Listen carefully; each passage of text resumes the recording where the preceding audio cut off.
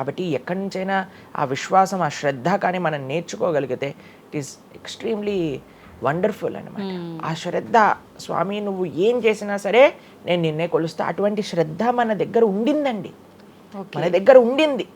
మన పూర్వీకులు, రాజులు, మహారాజులు, అసలు మన సంస్కృతి, సిక్కులు ఎవరైతే మనకి వాళ్ళ జీవితాన్ని త్యాగం చేసేసారు వాళ్ళ ధర్మాన్ని కాపాడుకోవడానికి.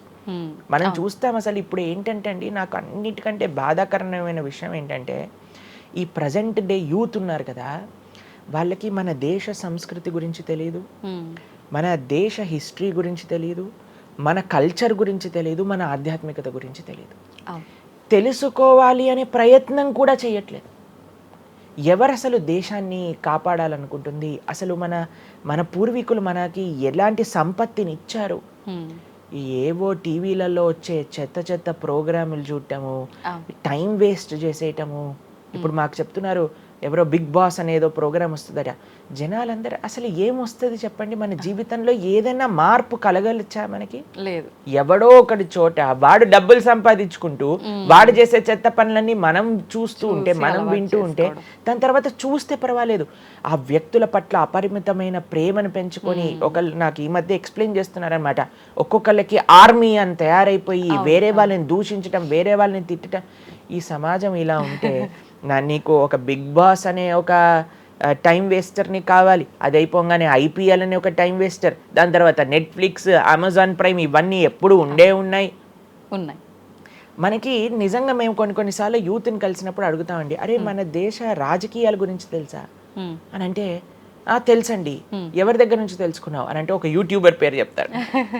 ఆ యూట్యూబర్ ఏమో ఎక్కడో వేరే దేశంలో కూర్చొని మన సంస్కృతిని, మన రాజకీయాల్ని ఎలా ఒక వేరే దిశగా నడిపించాలో నడిపిస్తుంటారు. వాడివన్నీ వింటూ వీళ్ళు ప్రభావితం అయిపోతారు అనమాట. కానీ ఏంటి అసలు మన సంస్కృతి అంటే ఏంటి, మన ధర్మం అంటే ఏంటి?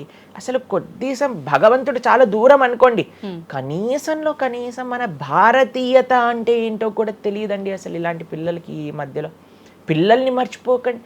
పేరెంట్స్ ఎంతమంది దృష్టి చూపిస్తున్నారు చెప్పండి? చాలా తక్కువ మంది ప్రభుజీ. ఎప్పుడు చూడు ఏ సినిమాకి వెళ్దామా, ఏ సీరియల్ చూద్దామా, ఏ రియాలిటీ షో చూద్దామా, ఏ మూవీ సిరీస్, వెబ్ సిరీస్ కొత్తగా రిలీజ్ అయిందా, ఏ ఇన్స్టాగ్రామ్లో వీడియోస్ చూద్దామా, ఇలానే ఉండిపోతే మన దేశం ఎటు వెళ్తుంది, మన రాజ్యం ఎటు వెళ్తుంది, మన సంస్కృతి ఎటు వెళ్తుంది ఒకసారి చెప్పండి. కాబట్టి భక్తి అనేది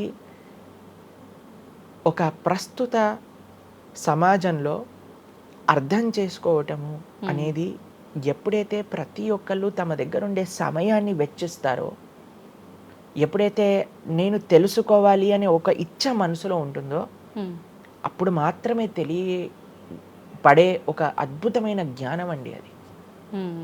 తత్విద్ధి ప్రణిపాతేన పరిప్రశ్నేన సేవయా అని కృష్ణుడు భగవద్గీతలో చెప్పారు.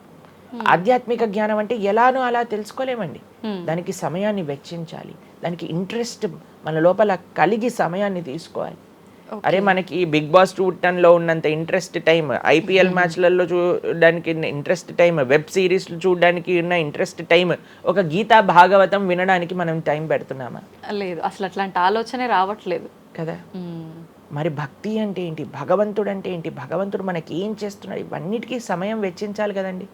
కాబట్టి అందుకే మనం ఎప్పుడు చెప్పేది, ఒక భక్తుడు అనేవాడు అన్నిటికంటే అదృష్టవంతుడు ఎవరికైతే భగవంతుడి యొక్క కృప అనుభవంలోకి వస్తుందో. అటువంటి అనుభవం కానీ మనం పొందాలి అని అనుకుంటే మనం సమయాన్ని కేటాయించాలి. ఇది చాలా ముఖ్యమైన విషయం. అయితే మనం ఆధ్యాత్మిక ప్రయాణం మొదలు పెట్టాలి అంటే ముందుగా చేయాల్సిన పని, మొట్టమొదటి అడుగు ఆధ్యాత్మిక ప్రయాణం ముందు పెట్టాలి అని అంటే ఇన్స్టాగ్రామ్, వాట్సాప్ని తగ్గించాలి. ఓకే. ఇంతకు ముందు ఏకాదశి, ఇప్పుడు రేపు ఏకాదశి ఉపవాసం అంటే నిర్జల ఉపవాసం అని, లేదా ఫలాహార ఉపవాసం అని అలా చెప్తారు. కొన్ని సంవత్సరాలు అయిపోయాక ఉపవాసం అని అంటే కనీసం ఈ రోజైనా ఫోన్ చూడొద్దు అని చెప్పే రోజులు కూడా వస్తాయేమో అనిపిస్తుంది. ఎందుకంటే ప్రతిసారి కూడా అడిక్టెడ్ జనాలందరూ కూడా వాట్సాప్ వీడియోలు, స్టేటస్లు, ఇన్స్టాగ్రామ్, యూట్యూబ్, టీవీ, వీటితో అడిక్ట్ అయిపోయి ఎంత సమయాన్ని వెచ్చిస్తున్నారు. అసలు మీరు అన్నట్టుగా జపం చేయడానికి అడుగురా అంటే జపం చేయడానికి సమయం లేదంటారు, వాట్సాప్ స్టేటస్ మాత్రం చూడడానికి సమయం ఉంటుంది. ఎంత విచిత్రం చెప్పండి. కాబట్టి మనము చాలా జాగ్రత్తగా మొట్టమొదటి అడుగు ఏంటి అని అంటే మనం చెయ్యకూడని విషయాలు పక్కన పెట్టడం. ఏంటి? అక్కర్లేని విషయాలు వినటం, అక్కర్లేని విషయాలు మాట్లాడటం, అక్కర్లేని విషయాల గురించి ఆలోచనలు చేయటం. వీటన్నిటిని పక్కన పెట్టి 4 నియమాలు చెప్పారండి మన శాస్త్రంలో భక్తిలో ముందుకెళ్ళడానికి, ధర్మ మార్గంలో ముందుకెళ్ళడానికి. మద్యం పానం శ్రియాసూన యథా అధర్మశ్చ చతుర్విధం అని భాగవతం చెప్తుంది.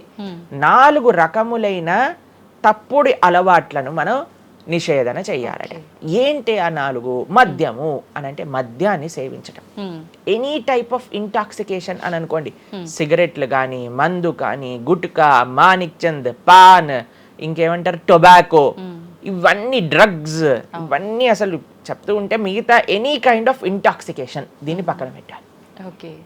మనం భక్తి మార్గంలో ముందుకెళ్ళాలి అని అంటే చెప్తున్నాను. 2 మద్యం పానం శ్రియ అసూన. జూదము ఇంతకుముందు జూదం ఆడుతూ ఉండేవారు, మనకు తెలుసు పాచికలాట అని అనేవారు. మహాభారతంలో యుధిష్ఠిర మహారాజు గారు ఆడినప్పుడు ఏమైంది వాళ్ళ జీవితంలో మనందరికీ తెలుసు. ఎన్ని కష్టాలు పడాల్సి వచ్చింది, ఆస్తంతా వెళ్ళిపోవాల్సి వచ్చింది, అరణ్యానికి పాలవ్వాల్సి వచ్చింది. చాలా మంది అడుగుతారు ఎందుకు మహాభారతం యుధిష్ఠిరుడు ఆడాడు. ఆయన ఆడి చూపించారు, అయ్యా ఆడితే ఈ పని అవుతుంది.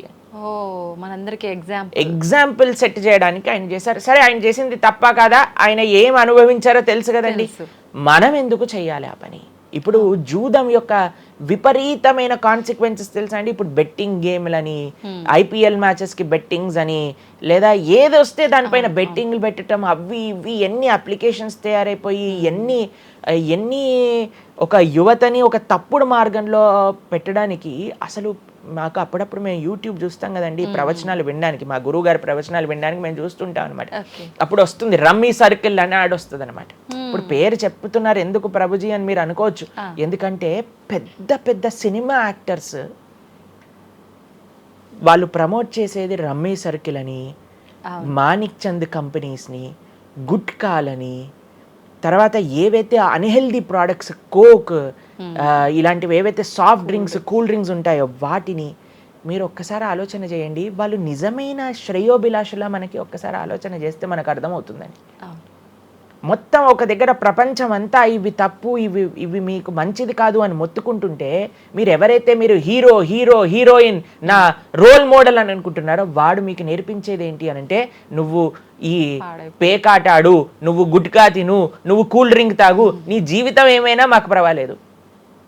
మేము ఎక్కడికి వెళ్ళినా నోరు నొప్పొచ్చేటట్టు అరిచి చెప్తున్నా, అయ్యా ఇవి మంచిది కాదు, మీరు మంచి మార్గంలో ఉండండి, ఆరోగ్యాన్ని జాగ్రత్తగా పెట్టుకోండి, మనసు జాగ్రత్తగా ఉండండి, ధర్మాన్ని ఆచరణ చేయండి అని మేము చెప్తుంటే, కానీ జనాలకి వీటిలలో ఇంట్రెస్ట్ లేదు. వీళ్ళకి నా రోల్ మోడల్ వాళ్ళు, నా రోల్ మోడల్ ఇది అని ప్రొద్దు నుంచి రాత్రి దాకా ఇన్స్టాగ్రామ్లో చూడటం, వాళ్ళగా మాట్లాడటం, వాళ్ళగా వస్త్రాలు వేసుకోవటం, వాళ్ళలాగా మేము కూడా వాళ్ళలాగా అవ్వాలి అని అనుకుంటే వాళ్ళు ఏం నేర్పిస్తున్నారు మీకు ఒక్కసారి ఆలోచన చేయండి. ఎంతమంది దేశంలో ఉండే యువత మొత్తం కూడా తప్పుడు మార్గంలోకి వెళ్తే మన భారతదేశ భవిష్యత్తు ఏం కావాలో ఒకసారి చెప్పండి. కాబట్టి ఫస్ట్ ఏమన్నా మనం ఇంటాక్సికేషన్, సెకండ్ గ్యాంబ్లింగ్ అని అంటారు, జూదం, ఏ ప్రకారమైన జూదమైనా సరే దాన్ని పక్కన పెట్టాలి. 3వది మాంసాహారాన్ని సేవించటం, ప్రాణిహింస చెయ్యకూడదు. భగవద్భక్తి మార్గంలో ముందుకెళ్ళాలి, భగవంతుని తెలుసుకోవాలి అని అంటే మనం లాస్ట్ టైం దీని గురించి మాట్లాడుకున్నాం, మనం ఎక్స్ప్లెయిన్ చేసాం అనమాట క్లియర్గా ఎందుకు మనం మాంసాహారాన్ని స్వీకరించకూడదు అని. అది భౌతికంగా మనకి మంచిది కాదు, ఆరోగ్యరీత్యా మంచిది కాదు, ఎమోషనల్గా మంచిది కాదు, ఎన్వైరన్మెంటల్గా మంచిది కాదు, స్పిరిచువల్గా మనకి మంచిది కాదు అని ఈ రీజన్స్ అన్ని చెప్పాం. అయితే నిన్నటి రోజున మాకు ఆ వీడియో పంపించారనమాట. సరే ఏమున్నాయబ్బా కమెంట్స్లో అని చదువుతుంటే చాలా మంది అన్నారు, రోజు ఈ వీడియో చూడటం వల్ల మేము మాంసాహారం తినటం మానేసాము, మాకు క్లారిటీ వచ్చిందని చాలా కమెంట్స్ ఉన్నాయి. కొంతమంది ఏం రాశారు తెలుసా అండి, మరి ప్లాంట్స్కి, మరి ఆకుకూరలకి, తర్వాత మనం పండించే మొక్కలకు కూడా ప్రాణం ఉంది కదా అని. మీకు ఒక విషయం చెప్తాను, చాలా మంది ఈ ఆర్గ్యుమెంట్స్ చెప్తారండి, నాన్ వెజిటేరియన్ మానేసేయండి అని అంటే, మరి మీరు జీవహింస చేయట్లేదా, మీరు కూడా మొక్కల్ని కట్ చేస్తున్నారు కదా అని అడుగుతారు. ఇప్పుడు దానికి 2-3 విషయాలు మీకు ప్రస్తావన చేస్తాను. ఒకటి, మీరు పాలకూరని, గోంగూరని, తోటకూరని, కొయ్యడానికి వెళ్ళినప్పుడు అది గట్టి గట్టిగా అరుస్తూ చంపేయకు నన్ను ఏదో ఒక రక్తం కారటం, అది ఇలా ఇలా గార్లో ఎగరటం ఇలాంటివి చేస్తుందా అండి? లేదు లేదు. ఎప్పుడైనా మీరు ఆపిల్ పండుని కొయ్యడానికి వెళ్ళినప్పుడు ఆపిల్ పండుని ఇలా అనగానే దాంట్లో నుంచి రక్తం చెట్టులో నుంచి దారాలుగా కారుతుంటుందా అండి? అదేమైనా గట్టి గట్టిగా అరుస్తుందా అని కొంతమంది అంటారు, అది అరుస్తుంది మనకి వినిపించదు. మనకి ఒకసారి అర్థం చేసుకోవాలి, ఒక ప్రాణికి ఒక వెల్ డెవలప్డ్ కాన్షియస్నెస్ ఉన్న వ్యక్తికి లేదా ఒక పర్సనాలిటీకి లేదా ఒక ప్రాణికి లేదా ఒక ప్లాంట్కి ఏంటి వ్యత్యాసము అనేది మనం తెలుసుకోవాలి. దాంతోపాటు ఇంకొక విషయం చెప్తాను, మరి ప్లాంట్స్ని తినచ్చు యానిమల్స్ని తినకూడదు అని ఏంటి ప్రమాణము అనంటే భగవంతుడు మనకి ఈ విషయాన్ని ప్రస్తావన చేశారు. స్వామి మనకి ఈ విషయాన్ని ఉపదేశం చేశారు. అయ్యా, నువ్వు కేవలం శాకాహారాన్ని మాత్రమే తినవచ్చును, సాత్విక ఆహారాన్ని మాత్రమే తినవచ్చును. ఎక్కడ చెప్పాడు భగవంతుడు? పత్రం పుష్పం ఫలం తోయం యోమే భక్త ప్రయశ్చతి. పత్రం పుష్పం ఫలం తోయం. నువ్వు ఫలములను, తర్వాత ఆకులను, నీటిని, పాలను, వీటితో సంబంధించినవి ఏవైనా సరే తయారు చేయొచ్చు, భగవంతుడికి నివేదన చేయొచ్చు, స్వీకరించవచ్చు. కాబట్టి మన శాస్త్రములు దేన్నైతే యాక్సెప్ట్ చేశాయి, ఇప్పుడు చెప్పాయనుకోండి, సరే ఈ ప్లాంట్స్లలో కూడా ప్రాణం ఉందయ్యా, ప్లాంట్స్ కూడా తినకు అని అంటే ఏం చేస్తామండి? గాలిని పీల్చుకుంటామా? సన్లైట్ తో బతుకుతామా మనం ఏమన్నా ప్లాంట్స్ బతికినట్టుగా? అవును, ఏదో ఒకటి కావాలి కదా ఆహారం. కాబట్టి అన్నిటికంటే లీస్ట్ హింస, అహింస అంటే అన్నిటికంటే లీస్ట్ హింస ఎక్కడ ఉంటుందో అది. కాబట్టి మనకి శాస్త్రం ఆమోదన చేసింది, నువ్వు ఈ ఏవైతే హర్బివోరస్ అని అంటారు చూడండి, ఏవైతే పశుపక్షాదులు కాకుండా ఏవైతే మొక్కలు ఉంటాయో, ఏవైతే ధాన్యం ఉంటుందో, ఏదైతే ఫలములు ఉంటుందో దాన్ని స్వీకరించు అని. తర్వాత రెండో ఆర్గ్యుమెంట్ ఏం చేస్తారో తెలుసా అండి? నాన్ వెజిటేరియన్ అనగానే మనం కానీ తినకపోతే వాటి పాపులేషన్ మొత్తం పెరిగిపోయి పెరిగిపోయి పెరిగిపోయి పెరిగిపోయి మనల్ని చంపేస్తుంది. అయ్యా, నువ్వొక్కడివి మారటం చేత ఏమీ అవ్వదు. అవును, మొత్తం మారిపోదు.